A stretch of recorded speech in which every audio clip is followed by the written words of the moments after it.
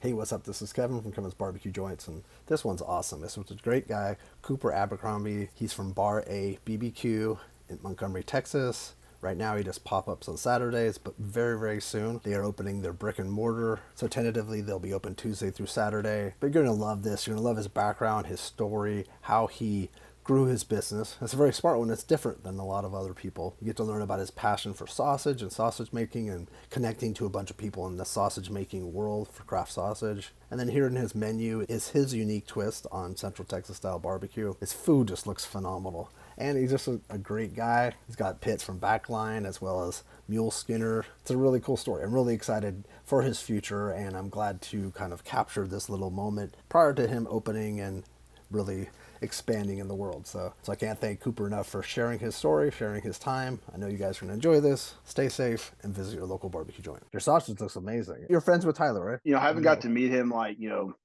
in person yet, but I feel like we've met as many times and we're always talking, texting or calling each other about different, ideas. I've got like a hit list, I guess, of guys like between Tyler and Lane and Johnny Goldies, and there's a couple other guys that I feel like I'm always talking to one of them, throughout the day. And you're bringing up names of people, and I might keep a little bit of this in because you're bringing up names of people that other people have said, oh, I talked to Johnny, or talked to Lane, I talked to Tyler. And then Tyler, when I was talking to him, he mentioned you, he mentioned other people like that. He has like a tight knit group too of people that he trusts for, for sausage and for ideas and for, assistance. And it says a lot about the community, but it's interesting how Lane's name comes up all the time, all the time. Lane is like becoming the Godfather. It seems like everyone's connected to Lane at some point.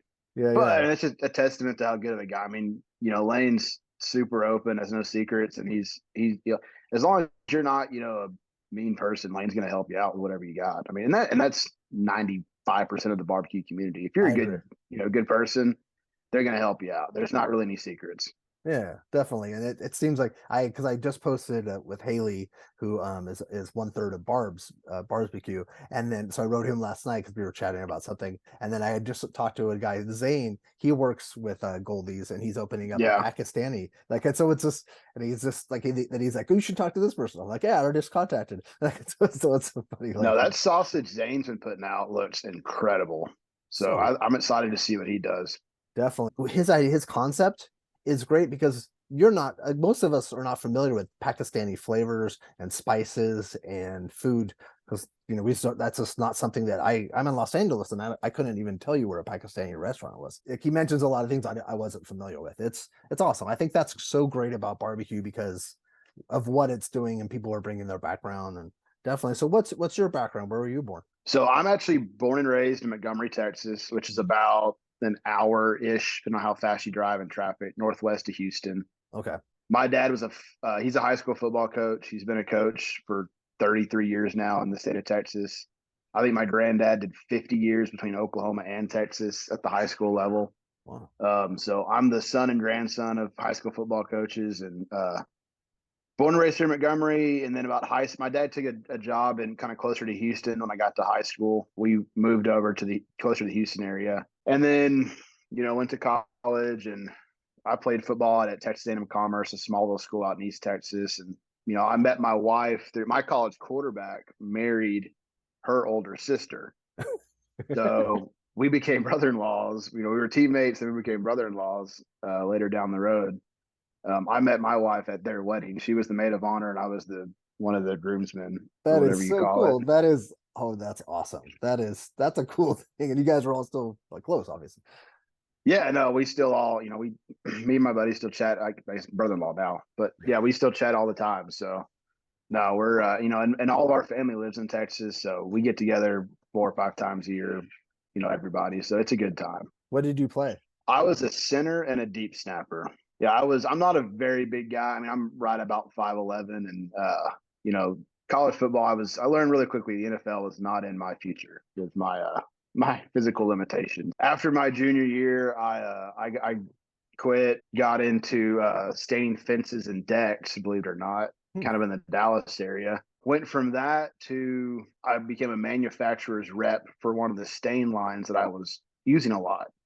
So got into kind of outside sales in that career, and I'm still in that currently. But got to travel a lot, go to Canada and Mexico and all over the U.S. And it was great when it was just me and my wife, and there weren't any kids because my company was fortunate they let her travel with me. So Oh, that's nice. we got to see a lot of the country together. And then when number one came along, we were like, all right, it's time to not be on the road, 20 days a month. We moved back to Texas, kind of settled down in the Northwest area, and then finally moved back to Montgomery about 2 years ago. I wanted to ask because I've always been curious as a center, what's the pressure like as a center? Because you have to and I've tried to explain to other people because people have, it's that like girls that I've dated that were watching football. Well, you can say we're the smartest guys on the team at all points. Yeah, absolutely. Yeah. Oh, sure. Yeah. That was what No, that's exactly what I was getting at. No, it's a pressure packed thing because as soon as you snap the ball, you have to be ready for a guy to come right at you. Yeah, there's a lot involved in that. And you're also are you calling out like kind of where guys are yeah, running? and people think it's as simple as just they might be just calling who's the Mike linebacker. It's like, well, that's like a very like minimalistic level. I mean, Yeah, we have to call out the front who the Mike is. We have to identify who the free safety is. If there's any guys coming off the edge, we're all communicating to 5 guys, trying to do that within 4 or 5 seconds before we snap the ball, as well as trying to handle a grown man in front of you and move him from point A to point B. So yeah, exactly. no, you got to be pretty intelligent to play offensive line, in my opinion. But I've been offensive line my whole life, so No, I agree. other No, people may disagree.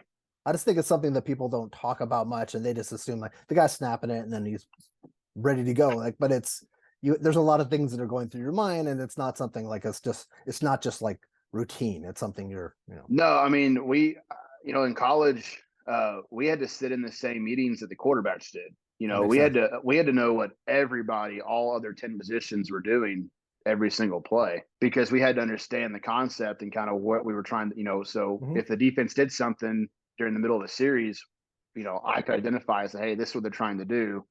We need to adjust our calls this way for the next couple plays or whatever we're doing. So now there's a lot involved. You get to college, it's like having a full-time job again. I mean, it's not just, you have to really, really love football to play college football. I tell people that, I talk to kids all the time. It's my dad's still a coach. And I'm like, man, if there's any doubt in your mind that you really don't like doing this, I wouldn't do it, man. Because it's no, and those college coaches are really great on the recruiting trip. They think you're the best. Once you're on campus, man, it's a wholly different person. So that's interesting. Thank you for that, because even though this isn't football talk, a lot of the guys who listen, a lot of girls, they're interested in football. So it's something that, and they don't get a lot of, I like to get a little insight into things that I'm not familiar with. And then what's Montgomery like? The city of Montgomery, I believe the population is only like 400 or 500 people, but it's kind of becoming like morphed in Northwest Houston. Like everyone's moving out of Houston out towards this direction. I believe it's the 5th fastest growing county in the state currently. Wow. I know they have 3 10,000 home communities planned to be open in the next 2 years. I mean, they are throwing up houses everywhere you can see them right now. Like I said, these are my greatest memories as a kid is Montgomery. So I remember, when we finally got a Brookshire Brothers in town, we were like, man, we don't have to drive to Houston for groceries anymore. This is awesome. Like, this is big time now. Now we have a Starbucks in town and a Chipotle, and we're getting a Lupe tortillas. So we're getting all these big places coming in now. So it's great. That's interesting. So small town, super small town. Especially downtown, like where the restaurant's going to be, it's very much kind of that old Texas small town feel, but you've got a lot of the big city amenities very, very close by. Wow. We have the largest man-made lake 5 minutes from us in Lake Conroe. Huh. So we get a lot of weekend tourists for the lake, and downtown Montgomery itself is a big antique town. So we get a lot of antique people come in on the weekends. That's cool. And then especially now with like 20,000 homes or whatever, like this, tons of homes coming in. It's going to get hectic pretty quick here. Yeah, exactly. It's changed. Yeah, like if someone wants to come and see it before it really explodes, they should come pretty quick. Were you guys doing barbecues with the teams and stuff? Was that something that you guys would have people over, or how did barbecue get into your life? I guess when we bought our first house as a couple, I bought I think it was a little like the small Traeger. So I was like, oh, I got a house now, I got to have a smoker. Yeah. And went by this small Traeger, and Tried to cook a brisket and just, like everybody else, it was terrible. Yeah. And then from there, I don't handle being bad at things very well. So like if I'm bad at it, I'm gonna be obsessed with it to figure out how to get better at it. So, just went down the YouTube rabbit hole with, the barbecue right guy, the Riles guy, and then Oh yeah. Meat Church, and anything I could get my hands on was reading how to do it. Once I got to where it was like fairly okay, I started taking stuff up to the coaches at the school Sunday, because Sunday is always film review day. So I would go feed the high school coaches because my wife's a high school teacher and coach. She does Oh, girls basketball. And so I would go up and feed all the coaches at the school every Sunday. And then, eventually they're like, oh, this is pretty good. So like, I was like, all right, well, let's try and sell some of it. So we would sell like half-pound freezer packed portions of meat to the teachers in the school. really? I'd open That's up smart. ordering like Monday, and then I'd deliver it to them Friday or whatever. And, I found a lot of the single teachers like really loved it because they could, buy 4 or 5 different packs and then reheat it throughout the week for the kids. So Super it smart. just kind of Yeah. went from there to, hey, let's do this pop-up thing. This pop-up thing seems kind of cool. Let's find a bar around here. We did that for about a year and a half. Moved to Montgomery. We did the Montgomery pop-up for about a year and a half at different spots around here. And then we got a trailer about 6 months ago. And now we're going into a brick and mortar. So Where'd you get the it's kind trailer of from? just, I bought it actually from it was an ice cream trailer in Amarillo, Texas. Yeah, that's Yeah, great. it was, it's That's like an old interesting. vintage camper. It was really cool. That's right. Um, And I got the idea of a vintage camper actually from Andrew up there at Hill Yeah, I was gonna Barbecue in say Hill. Lubbock. Yeah, And I Hill was has that like, cool one. Yeah. man, that's so cool. I got to find something like that. I was actually going to buy Andrew's gold trailer from him, and like just the timing didn't work out with it. No, we drove up and got that trailer from a guy in Amarillo, and the poor guy was like, man, I hate to give it away, but I've got 2 kids now, and we just found out we're having triplets like 2 days ago. So they were like, we're gonna have no time to do this anymore. Zero time. So I was like, well, we'll put it to good use. It's a small trailer, but it's been really, really good for us. Were you going to other barbecue places like in Houston? Like, were you kind of seeing what was out there, or did you just wing it? Like, this is it's interesting. My like earliest memories of barbecue were like Spring Creek and Rudy's, and there were some smaller places. I went from that to I was watching an Astros game one day, and they did a little segment where this barbecue guy brought up a sliced brisket sandwich on donuts was the buns, and it was Brett's over in Katy. They were like Brett's. I don't know how they do it, but like they got in like with the Astros really tight, so they do a lot of Interesting. stuff with the Astros. Oh, And I was like, man, we got to go try that place. That looks awesome. When I had that first bite of Brett's brisket, I was like, all right, this is way different than Rudy's or Spring Creek. Like, this is really cool. And then I went from Brett's to Tejas and got addicted to that chili relleno sausage over there with those guys. yeah. And from then on, it was hook, line, sinker, man. I'm in. So anywhere we can find good barbecue, let's go. So then you must have upgraded your pit too. Yeah, I went from a Traeger to I think I had someone at one point I bought like a barrel smoker. I don't remember when that point, but at some point we went to a barrel smoker because I thought, oh, we got to have wood. We can't do this pellet thing. Yeah. And from there, I had a guy out of Kaufman, Texas, build me a like Aaron Franklin clone looking backyard pit, and it was a good pit. And then right about that time, I think, when I started selling to the teachers.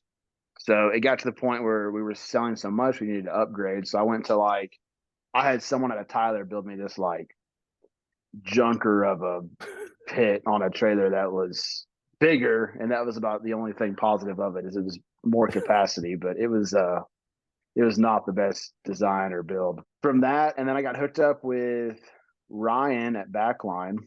I was listening to I don't remember what it was, some other podcast, and I they did an episode on him, and I was like, well, let me hit the guy up. I got a 120-gallon smoker from him, little backyard thing, and Yeah, then Ryan's great. about a year and a half down the road, I had him build me a 500-gallon, which we have now Okay. on the trailer. That's Texas Red, the red and white one. Now we're about to have 1,000-gallon delivered from Mule Skinner, Wow. Dustin. So he's bringing that down next week, and we're going to get that enclosed for the pit room at the restaurant. So Is that the hat you're wearing? Yes, yeah, that's the Mule Skinner Because I hat. knew I recognized it somehow. Okay, your mule skinner. Okay, yeah, you're getting that pretty soon. So then talk about what you're offering, what days you're open now, and then let's talk about the brick and mortar because that was the timing is kind of perfect. Everything. Yeah, it's really good timing. So currently we're just Saturday only. The trailer, if the health department's listening, it moves every 3 days. If they're Yes. not listening, it doesn't ever move. It stays there we're at. It's right next to a really, really cool coffee trailer. And there's like a women's floral boutique next Oh, door cool. to us. And it's a really, really pretty, it's got big oak trees shading everything. It's a really, really great, great spot. But it's there Saturday. We're from 9 o'clock until sold out, which we're normally done about 12:30, 1 o'clock. Okay. But we do a lot of like we make our homemade kolaches. We do breakfast tacos. We do biscuits and gravy. We do some breakfast items, and then we have the coffee chain in the store that helps kind of pair with that. And then your just traditional Texas menu. Can you do pre-order or people? Yeah, we do put out pre-orders now. We are gonna we want to make that a bigger focus going forward. So we're currently having a website built where Okay. the pre-order system will be a lot more advanced than just, hey, text me whatever you want Okay, so and we'll get that's it what the to you. pre-order is right now. Okay. Yeah, so it'll be a lot better going forward. But Well, right now it's just, once you hey, get that live, let me know so I can help you promote that. yeah, absolutely, that'd be great. When did you start doing scratch made sausage? Believe it or not, my granddad always made sausage growing up, but it's Oh, not anything like the sausage deal that you get now. It was looking back on it now, it was, way too much fat in there and not stuffed very tight and not popping air bubbles, stuff like that. So I kind of got started, I guess, with him. I kind of understood that, hey, we grind it and we case it, was about my understanding of it. yeah. And then kind of just seeing the stuff that, Goldie's is putting out, Lane, and then stumbling across Tyler's page and kind of watching what he does. And there's so many, and then Tejas, obviously, that Chileriano Oh just, yeah, that. blows your mind. And I realized, like, all right, I got to really figure this out. So, and I was lucky too, James at Nomad Barbecue, which they're opening up a spot in Conroe, which is about 15 minutes east of Oh, us. very cool. Yeah, James is awesome. Yeah, super good guy. He was, he was honestly the guy that kind of got me hooked up with everybody. James introduced me to Mike at Reveille, and then Wade at Mimsy's, Oh and wow. Russell over there at Regals, and it's kind of weird how you meet one guy and they introduce you, and then all of a sudden everybody. It feels Well, like. they could tell you're a cool guy and you were interested and passionate. Yeah, once James messed up, once he gave me his cell number because I pretty much hounded him like nonstop about everything. Yeah, I'm sure So people have he messed probably up too with regrets the that same thing with now, me. but Yeah. no. But no, Yeah, yeah. James is a super good guy, and I'm really excited for So what they're about to do creative, over such a there. creative mind. Yeah. Oh yeah, he's way more chefy than I could ever be. Passion goes a long way. But what was the first sausage you were making? Was it just like a regular sausage or was it a The jalapeno first cheddar one I kind of? Or? made was just I love cheese, so I threw as much cheese I could into the first link I made, and then I had to tone it back Dial back. Yeah. considerably because it was mainly cheese and with a little bit of sausage. But no, we went from that. I'm a big garlic guy, so I just did a lot of garlic and cheese and thought, hey, this can't be too bad, and then just kind of learned where the medium is on what's too much and what's not enough. I haven't really gotten too crazy from that. I kind of tried to hone that in and make that better. And then we have just a traditional. It's not really a hot link, I guess, but it's just garlic and a lot of black pepper and Okay. no cheese. So it's the same recipe. It's just one has cheese and one doesn't have cheese. Do you offer those both on Saturdays? Yeah, we have those available every Saturday. And then we try and bring in like a special, like every other week. We'll try and do something like we're working on we'll probably do it next week. We're going to do a blue cheese and I can't remember what it is. It's all beef, blue cheese, caramelized onions, and A1 steak sauce. So kind of like a steak and a Steak and a yeah. sausage link. Yeah. So That's right. we'll bring that one out I think next weekend. And then at the restaurant I want to have 3 to 4 like mainstay sausages. And it's kind of gimmicky and kind of goofy, but like our cheesy sausage, we call it the cheesy Texan.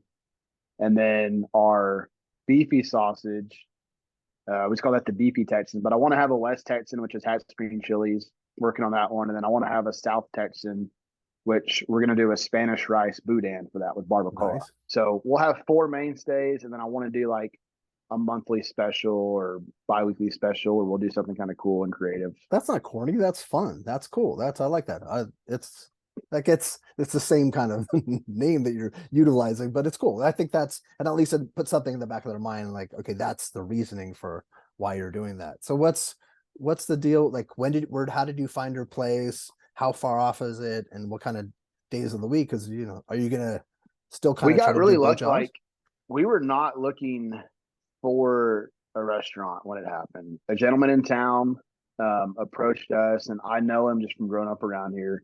He owns about half of downtown Montgomery. He's just been here forever and buys real estate every chance he gets. He'd been out to a couple of our Saturday services and was like, "Hey, I'm buying this place. I'd like you guys to take it over. Let's have a lunch." Wow. So we met with him about 6 months ago, and he kind of made it really, really hard to say no. He's doing a lot of things that a lot of other, owners would not do for us. So we decided to go ahead and do it. Let's, make I've been kind of transitioning to step away from my career for about the last year or so. So it's kind of it sped it up a little bit more than I wanted it to be, but Yeah. we're going to go ahead and do it, and, it'll work out. So where is it? So it's in downtown. Yeah. So now we're going to be in actual downtown Montgomery. So like where we're at now is great, but it's kind of off of that county road, and the speed limit is 75, and we don't really have any road visibility or signage. So you kind of have to know we're there to know, to come out and see us. We're going from that to right in the heart of downtown with like 38,000 cars passing a day by or something. Some crazy traffic report number. It'll be a lot more visible. And so will it be counter service? Is it going to be set up how's it going to be set up? To most people that don't know barbecue, I say Luby style. We're going to do it all in front of you. But barbecue guys, we're going Goldie style. It's going to, I've told Lane guys, I'm pretty much copying exactly y'all's layout. So I'm sure he doesn't mind. Yeah. So, it'll be, walk up, meat cutter, sides, pickles, onions, all that stuff. And then we'll hand you the platter and all that. We have enough room inside for about 35, 40 people. It's a smaller building, but it's on a half-acre property. So we have a ton of outdoor seating. So there'll be outdoor and indoor seating. Yeah. I think we're going to have something like 35 picnic tables outside. So there'll be a ton of space outside. Is it covered outside or? So no, there won't be any covered area. We do have, so the building itself is 1,500 square feet. And then we have a 1,400 square foot like metal shop behind it that was used for storage, but half of it is not walled in. So we're going to put the smoker there. That'll be the smokehouse. It'll be super visible right in the middle of everything. So you'll be able to see the meat being put on, taken off, working the fires, stuff like that. So it'll be really, really cool. Does it have a walk-in and stuff? Do you have a? Yeah, it actually does. So it was a restaurant. It's been several like sandwich shop kind of concepts. Okay. Nothing's really stuck, but it's always had really odd hours, like 3 days a week from 11 to 2 or something like that. So not really sure how anyone made it work. But, yeah, see, that's hard. Yeah, you drive up, sometimes it's open. Yeah, there's places like that too, which is weird. Yeah. But it's got a big walk-in, and then we've got a bunch of commercial fridges we've kind of gathered over the years. No, it's going to be a really good spot. We're going to be Tuesday through Saturday at the new spot. We are going to do coffee as well. Cool. I've brought on Jacob Lloyd as our general manager. He was the GM at Tejas for the last 7 years. That's why the name's familiar. Okay. Yeah, he stepped away a couple months ago, and just for the record, I didn't go ask him. He called me one day. It was kind of a weird timing deal. Like my company was like, "Hey, you need to kind of make a decision on what you want to do. Like, do you want to grow with us or grow this barbecue?" And like 2 days later, Jacob's like, "Hey, I'm just giving you a call, man. I'm not at Tejas anymore. Just kind of needed to change the pace and everything." And I'm like, "Well, Jacob, let's go have lunch, man, because I got some stuff to tell you." Took about 2 minutes of a conversation. He was like, "Yep, no, I'm in, man. Let's do this." And that doesn't hurt to have someone like that. Yeah, no, he kind of saw Tejas go from, before the top 50 and after the top 50. Yeah. And so he's been there, done that, seen it. He did coffee for a lot of years before Tejas. So we're going to make coffee a big component of what we do. I love that. My favorite spot in the state, as far as like the atmosphere, is Miller's, and it's not even close. Like that popped in my mind the minute you said coffee. Yes, you go in there at whatever 9 o'clock, and you get all the coffee smells and the bakery smells, and then it's like at 10:55, the whole sense. It goes from coffee and bakery to barbecue, and it's like just the smells change. It's so magical, and such a beautiful building. I love Belton. My wife went to school at Mary Hardin Baylor right there, so she Ah, remembers Miller's when it was not in that big, nice, beautiful yeah. building. We want to kind of recreate the Miller's concept with breakfast and barbecue and coffee, and that's kind of our game plan out there. So that long answer. No, Tuesday this through is a great answer. Saturday, Wednesday will be breakfast only. And I say breakfast, it'll be 6 a.m. to 11. And then Thursday, Friday, Saturday will be breakfast and lunch and dinner. So we'll go 6 a.m. to 4 p.m. is the goal every day. And it'll be those 2 days, the Tuesday, Wednesday will be kind of like the breakfast that you're serving right now, right? Yeah, so we're going to expand the breakfast menu quite a bit. We're going to, we do the kolaches, and I guess for those around Texas, it's klobashnecks. You can't say kolache if it's not filled with, you know, fruit or whatever, not sweet. So no, we're gonna do probably 4 or 5 different variations of that daily. Cool. We'll have homemade breakfast tacos. We're gonna make our own tortillas. We do all of our biscuits in house. We do buttermilk biscuits. Oh, We actually we make our own gravy, and we use tallow as our kind of base for the gravy. So we incorporate some of the tallow in there. And our biscuits and gravy, instead of sausage, we do chopped beef in it.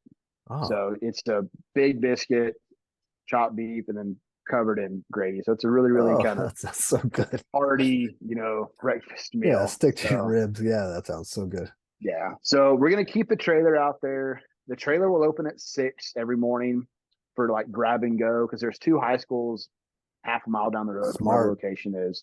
We're gonna try and catch the teachers and kids going to school. And then the building will open up at 7. So you'll be able to come in and actually get like a nicely plated breakfast and coffee in the building at 7. And then the trailer will just be, already prepackaged, ready to go. Grab it, get out of there kind of thing. Will the trailer then shut down when you guys are opening the like? Is that how you? I wonder. Yeah, I We're guess gonna that kind makes. of treat it like it's our drive-through almost. Like, Oh, so any pre-orders will be picked up at the trailer. It's kind of the initial game plan, cool. just so we're not having people, because it's not a huge space inside. So I want to kind of keep the line as the main point inside, and then pre-orders can, hey, it's in the trailer. Just tell them your name, get it from there.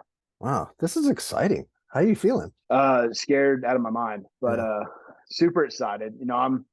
I've told everyone, like, I'm nervous, I'm scared, but there's like a sense of calm about it. Like I feel like I'm doing the right thing. yeah. Embrace that feeling. Like that's a feeling. Like I always try to like if I'm nervous about something or worried about something, I try to accept it and embrace it because you can't get rid of it. It's just, but it also it makes you hungry for work hard and make sure it works. And I think this concept is genius and it's perfect. And you're pulling things from places that you love and places that work and places that make sense. And you have a great group of people around you that are supporting you and will help you. It's you're doing all the right things. I'm really excited. Gosh, you consider yourself East Texas or do you consider yourself more Houston or how do people? We're kind of in that, like, we get lumped in with Houston a lot. Okay. And like, if you're from Montgomery, like, we're not like the biggest Houston fans. So I wouldn't say like we're Houstonians or whatever, but it's quickly becoming that way with the people moving out this way. Like, it's Okay. becoming just another part of Houston now. So Is there a Montgomery pride that people have kind of? there's definitely that. There's a lot of small town politics. It's got all the small Texas town, Yeah.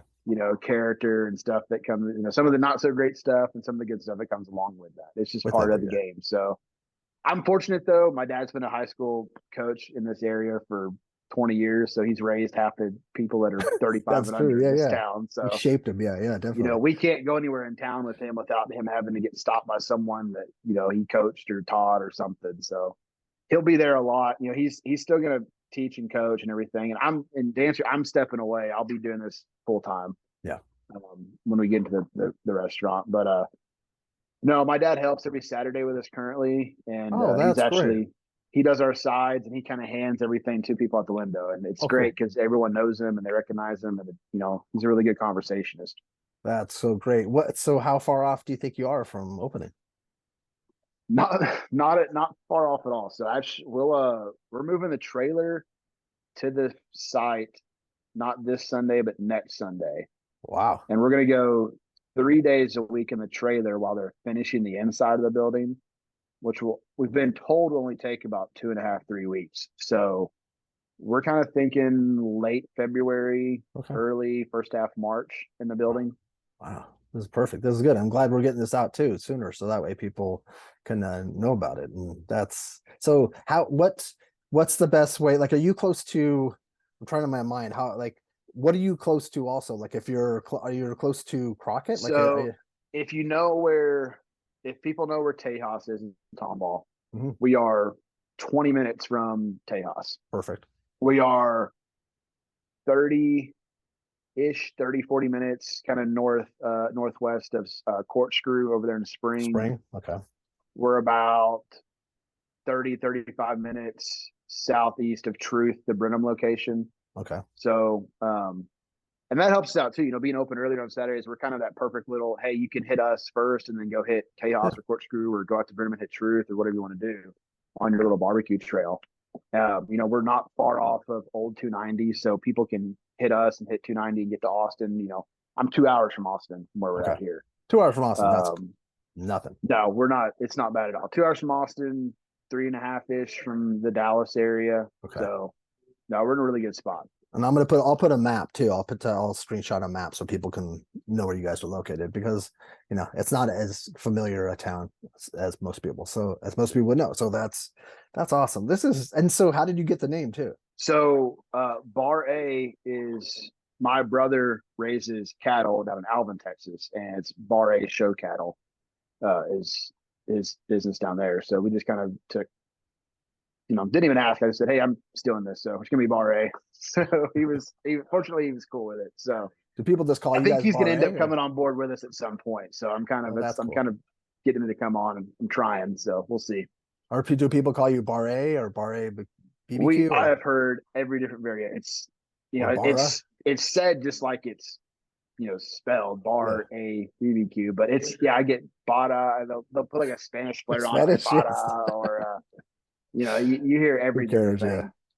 Okay, well I'll put links to all your stuff below. So Tuesday through Saturday is that's what you're playing right now, and then all the social media, and then I'm trying to think of if there's anything else. Obviously, catering's an option. It's something that the catering is always something that people like to do. Yeah, absolutely. Excellent. Well, this is cool. This is really, really exciting. I appreciate you taking the time. I'm glad we can kind of squeeze it in amongst everything. So you keep a lot of guys awake in the pit rooms, I can tell you that. So awesome. It's greatly appreciated. Thanks so much. Have a great weekend. Thank you. I appreciate that. Thanks, buddy. You made my weekend. I appreciate that. Take care. Take care. All right, bye.